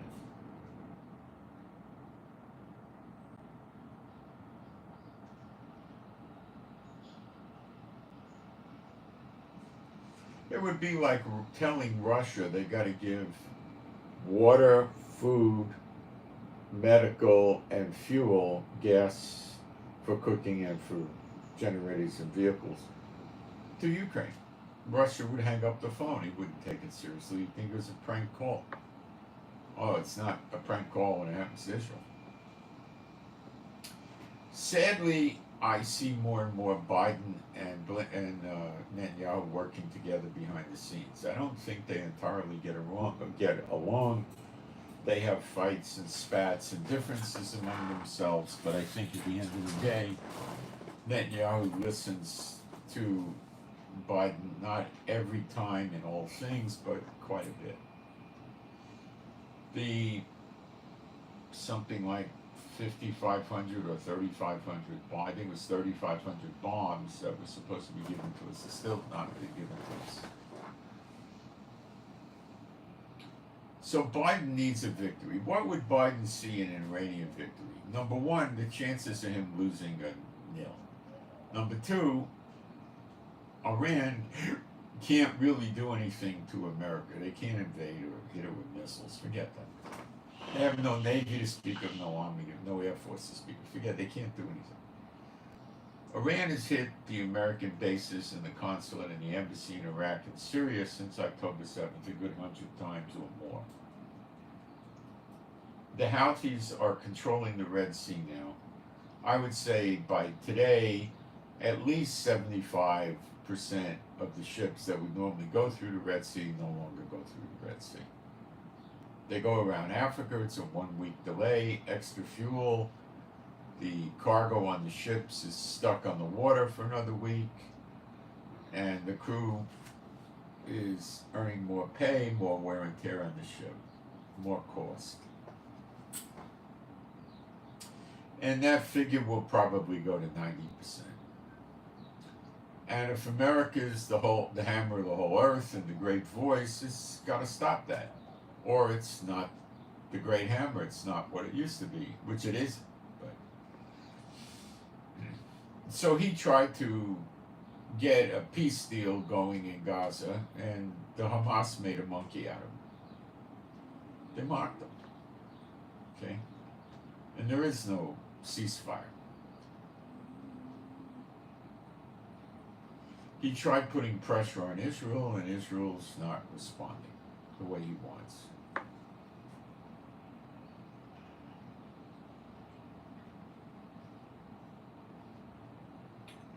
And who's behind Hezbollah, which apparently he's not very interested in seeing Hezbollah getting creamed by Israel.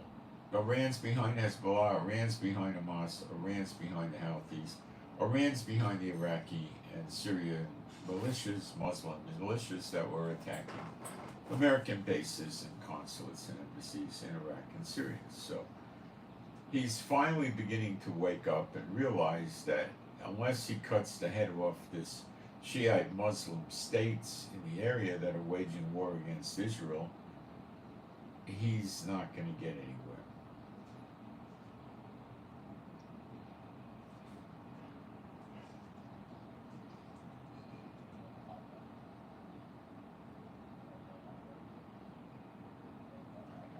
So he knocks off Iran with air attacks, relatively safe.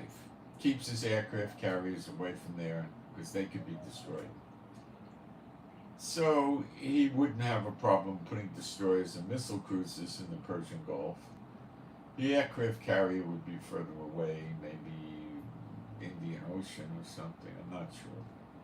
Or the Mediterranean.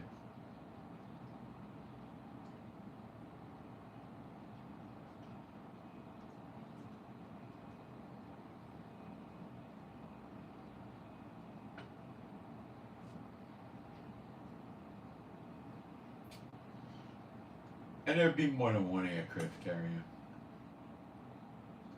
And that would be a threat to Lebanon and Yemen. Now, this idiot Biden just removed the sanctions from 2 ports in Yemen. They were blockading 2 ports. He just stopped doing it. See, the guy's an idiot, and not him. I don't think he does much of anything anymore. It's Blinken, Sullivan, and Austin. They capitulated to the Houthis, and that's not going to get the Houthis to stop. What the enemies of Israel, the Shiite Muslim terror-oriented countries, want Israel to do is shut up. Let Hamas back run Gaza so they could kill you again. Leave Hezbollah, let Hamas alone. And then, Hezbollah will stop. And the Houthis will stop. And we'll just gear up to kill you again another day with Hamas. Now Hezbollah said they're going to take a 1,500-man force and invade Israel. Well, I told you this before, that the purpose of this is not to just go around and kill Jews because they think it's cool. It's to take hostages because they're looking for a way out when Israel invades. And they believe that the hostages would be a very good ticket for them. So if they had hundreds of hostages, they could negotiate themselves out of it when they start losing and make it look like they won. But first of all, they announced it to Israel. That's pretty stupid of them. Second of all, Israel has so much military up there by their border, I don't know how it would work. So what they think would work is massive military missile, rocket, drone attacks on the military bases and the soldiers up near the north by Lebanon, and find holes and then come in. They would come in on dirt bikes. They have a lot of those. And they would come in on paramotors, those motorized gliders, and on foot. And they would kill Jews, rape Jews, and capture Jews and bring them back to Lebanon, move them someplace up in the north or who knows where, and use them as hostages, raping them, psychologically killing them, and torturing them, and everything else. Okay? I do not think this is going to be successful at all. Not at all.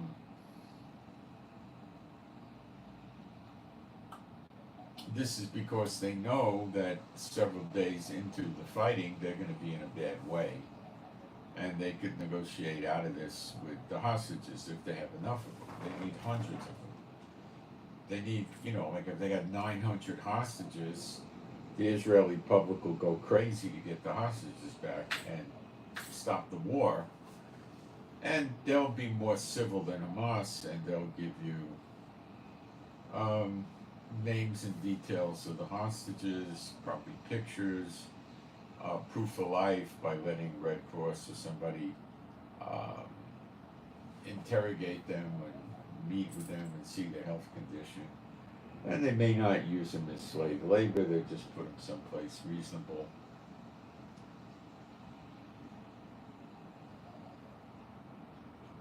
But I would say the chances of this being a successful move are extremely small. And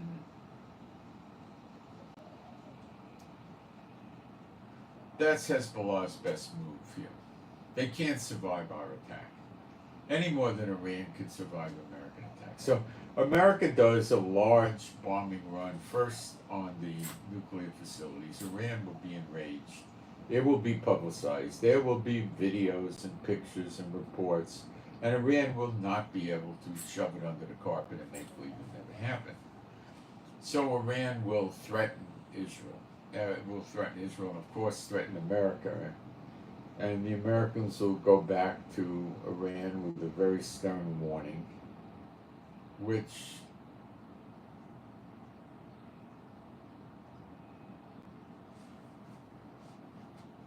would likely be ignored, and then Iran would seek revenge, and then war would be on. The Houthis would be told to step it up as much as possible, and if they can't come up and invade Israel, the Hezbollah would be told the same, and Hamas, whatever they could do also, which is not much of anything. The Iran-backed militias in Syria and Iraq would also step up their attacks.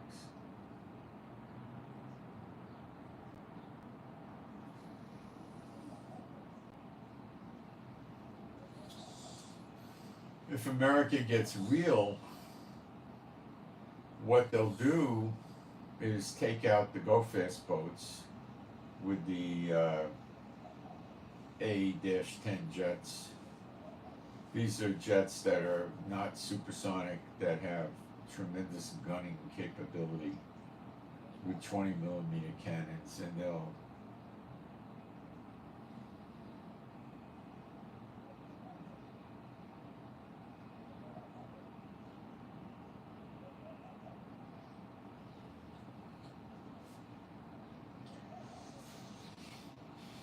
as Iran keeps counterattacking, America will too, and they could decide to destroy the oil refineries,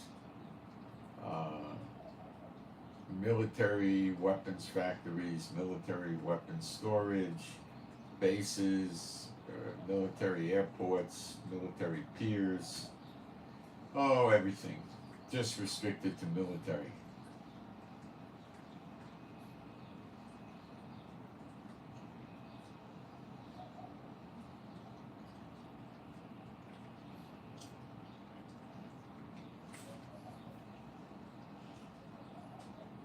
And eventually America will emerge a clear winner. Now, what will America get out of this behind the scenes? A lot. America would be showing China, North Korea, and Russia that when you provoke us enough, we do attack. And the thought with Blinken, and Biden and Sullivan and Austin would be that this would get it would get China and Russia to sit there and ponder how wise their decision is, because America's not going to just sit still. They're not going to do this in a way that's going to entrench them in a large Middle Eastern war. Now, something like this, to go into its fullness, may take days, not weeks, days. America would undoubtedly try to promote a civil war in Iran after that, and they seem to be expressing interest in putting the Shah's son in power in Iran, which would be funny, but it could happen. I don't know.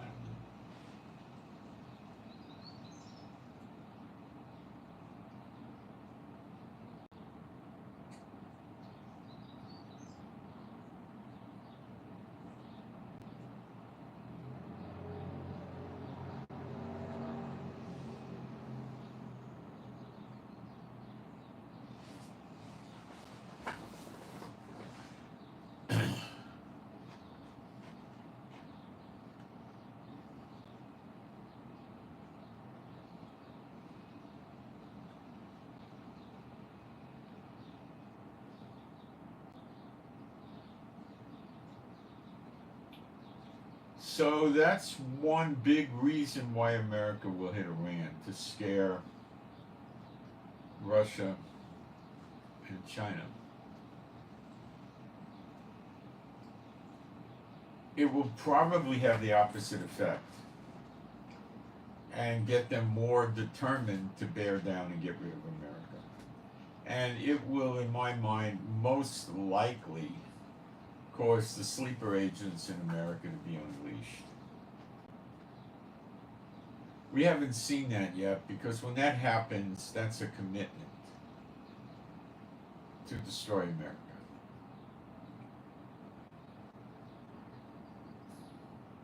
But we will see it in the next several weeks.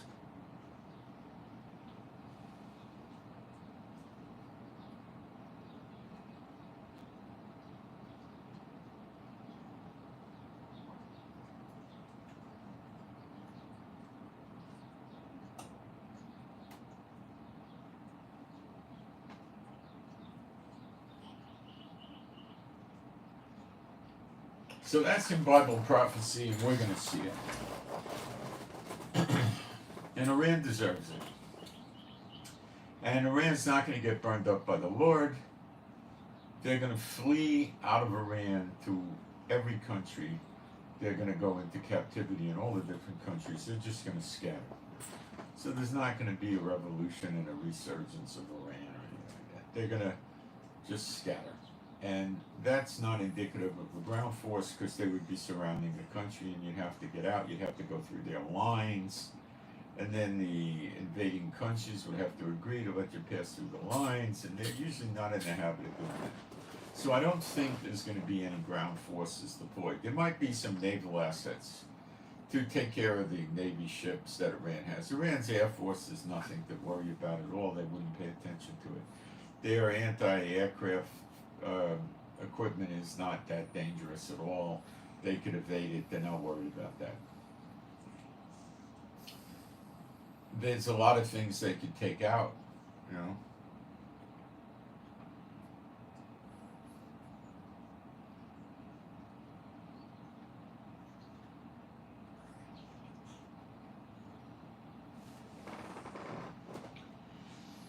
That's where we're at right now. And we may not see that many signs of a build-up to attack Iran. There's plenty of aircraft in the region now, and plenty of troops. They'll bring more in probably, but it's not going to be that devastating. Iran will undoubtedly tell Hezbollah to launch everything they got at us. Whether or not Hezbollah will listen, I don't know. And the Houthis too. And Hamas doesn't have much of anything to do anything with.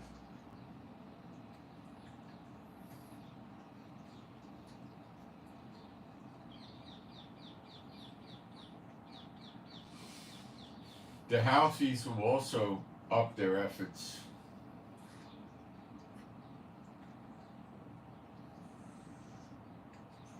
The Taliban came out with an announcement that they've got thousands of soldiers ready to go fight against Israel if they invade Lebanon. So all the nations are starting to gang up against Israel. Some are more exposed than others, and get rid of Israel. And that's not God's way. So it's building up.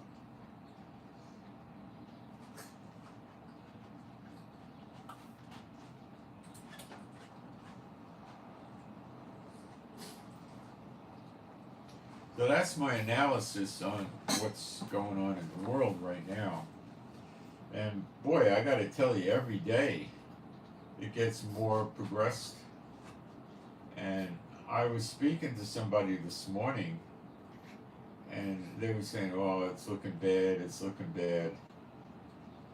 And I said, no, it's not looking bad, it's looking good. Bible prophecy is being fulfilled, and that's good for us. And if you keep looking at this as really bad, you're going to drive yourself crazy. And I tell everybody now the same thing. It's Bible prophecy being fulfilled, and if you're going to go sit there and start talking like the secular in the world, this is bad, bad war, bad this, that. Well,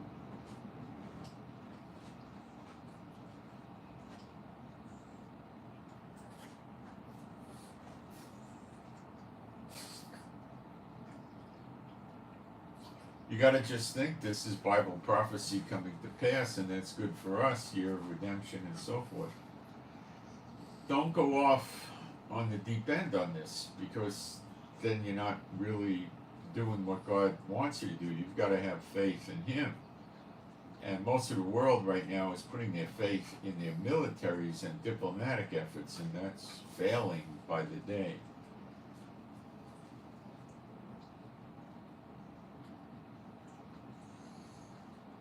China released a video they made, an animated phony video with them attacking U.S. aircraft carriers.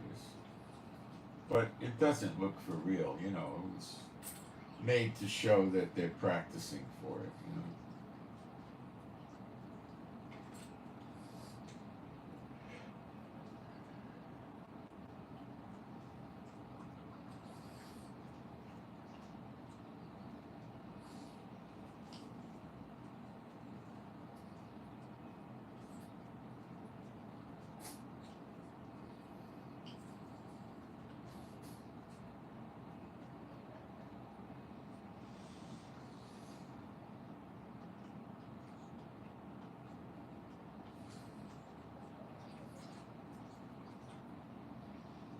Okay, let's see what else we got here.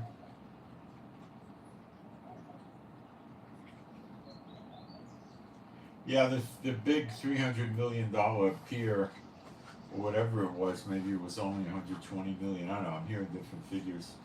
Has been removed away from Gaza again. And I said that could be to curtail the humanitarian aid, and that might be Biden working with Netanyahu on that. They're doing some sort of a temporary ceasefire in Rafah during the daylight hours now, apparently to let the Rafah people get out of town. They've done that before. It sounds like a stupid way to win a war because everybody wants to tie our hands so we can't fight efficiently.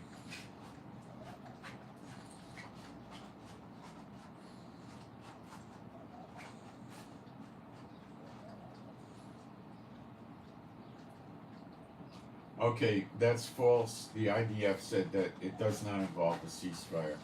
It's just involving moving of humanitarian aid. There is no ceasefire.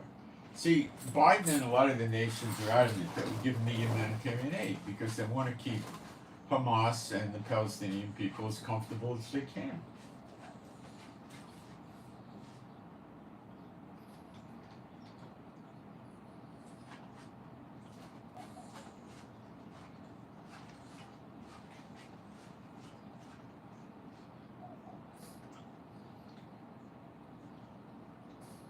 Israeli officials are saying that after the operation in Gaza is over in another couple of weeks, Israel can afford a few weeks of negotiations over the Lebanese situation. If that fails, it would be war.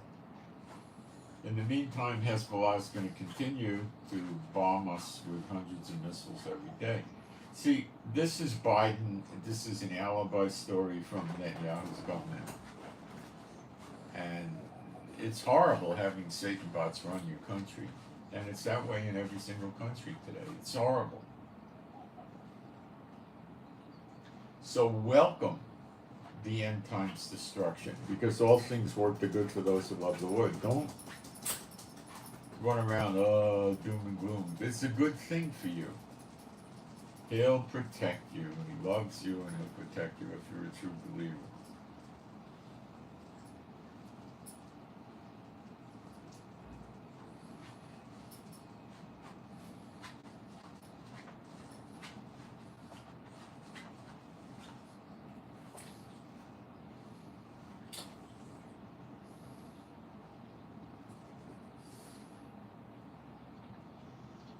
Biden and Netanyahu may be trying to effect a reverse aliyah, where the Israeli people over many months of war just give up and move out of Israel.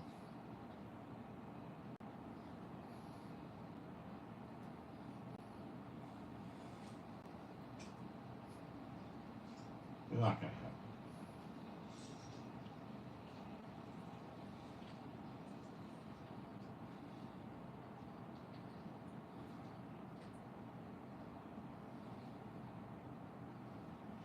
Not going to happen.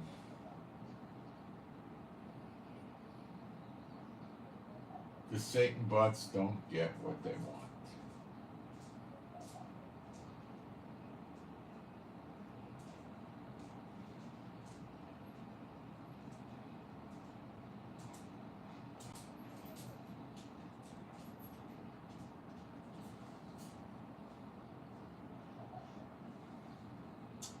Let's see if I can find anything else that's developing.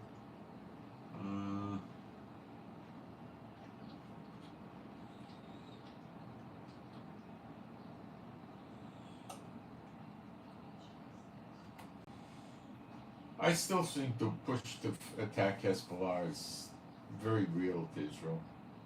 They're probably feeling out the waters to see if they could stall it a few weeks if the Israeli people will put up with it. I don't think they will.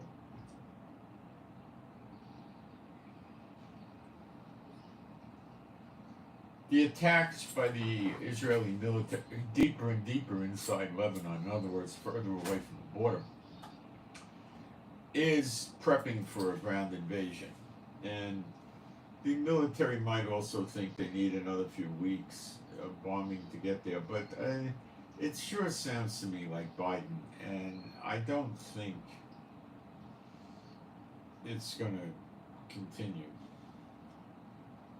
And I don't think the Lord's going to let this go on.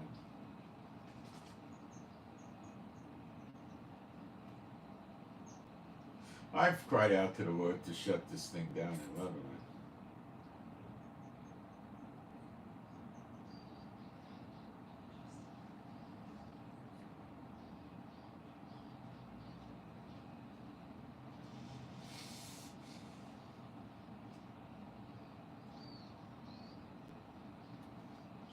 Yeah, 800 days of war, every day, missiles, rockets, it takes its toll on you.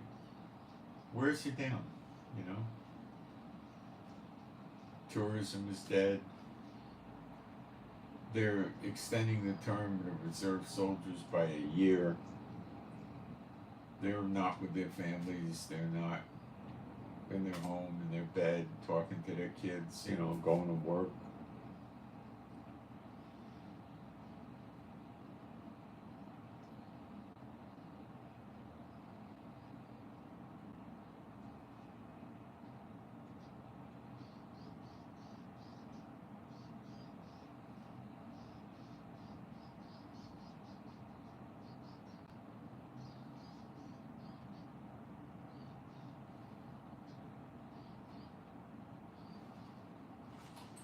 So, I don't know what else I got to cover. If anybody has questions, they could put them up in the chat. I'll see if there's anything up there. I don't think so.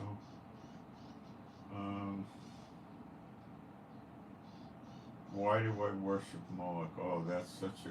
that really hurt my feelings. Oh gosh, I'm so broken by that. Oh my. Such creativity and hatred.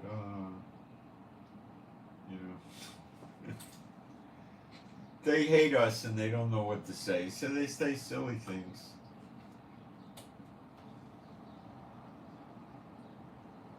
See, there's a lot of people that hate us in America and England and Europe and all over the world. And many of them go to churches. You'd be surprised how many go to churches that hate us.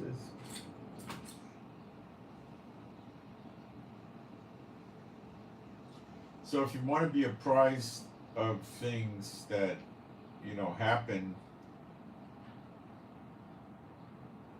in the Middle East and around the world, you want to get the news quicker than you're going to get in your regular sources, subscribe and click the notification bell so you can be notified when I come on with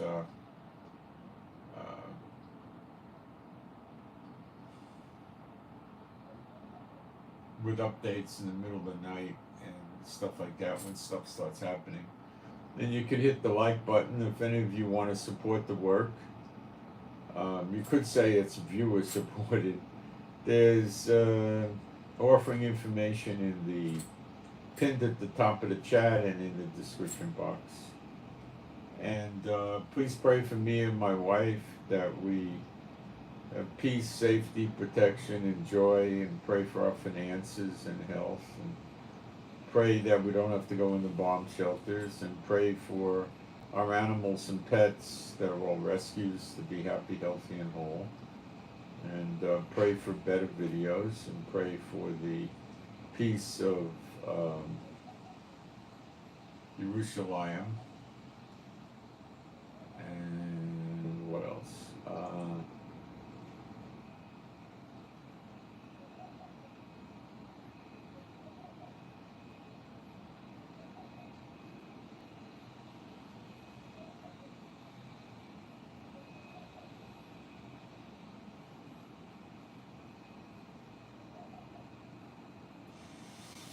Okay, so I send my shalom to all those who love Yeshua HaMashiach, and I hope you got something out of this. And the way things are going, there's probably going to start, being emergency live streams, and I'm on Telegram, and I update that about 5-6 times a day, and that's free. Just drop me an email and tell me you want the link for Telegram, and download the app for it, which is Telegram Messenger. Telegram's free, the app's free, it's all free, everything, you know. Okay, guys, so that's a wrap up of what's going on. And I don't think we're going to take out Lebanon or Gaza and take the land back until we hit redemption, which will be at the latest in the beginning of August. And that's when the next great exodus will start. I've covered this in the past, so what else?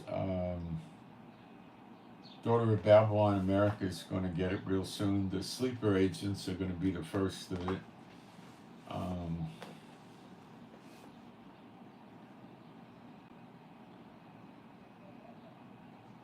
And that's about it. So, okay, guys, I'm out. Thanks.